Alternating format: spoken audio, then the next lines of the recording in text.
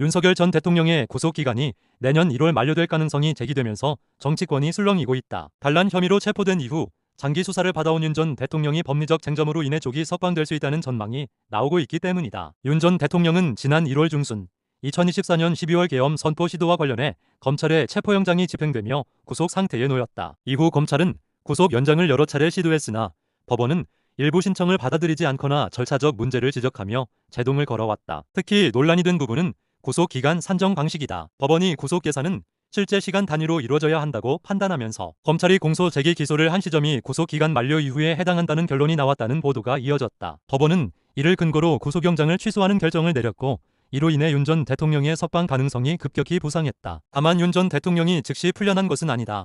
검찰의 항소 절차, 추가 영장 청구 가능성 등 여러 불확실성이 남아있었고 실제로 일부 시기에는 재구속이 이루어지기도 했다. 법조계에서는 단순히 구속이 만료된다고 해서 수사가 종료되거나 정치적 부담이 사라지는 것은 아니다라는 신중론도 제기된다. 정치권의 시선은 복잡하다. 보수 진영 내 일각에서는 윤 전 대통령의 석방이 향후 보수 재편이 촉매제가 될 가능성을 주목하고 있으며 반대 진영에서는 정치적 영향력 회복을 차단해야 한다는 경계심이 짙다. 결국 윤 전 대통령의 내년 1월 석방 문제는 단순한 구속 만료 이상의 의미를 가진다. 법원의 판단, 검찰의 대응, 추가 혐의 수사 여부 등이 맞물리면서 그의 정치적 운명과 국내 정치 지형 전체를 흔드는 변수가 될 전망이다.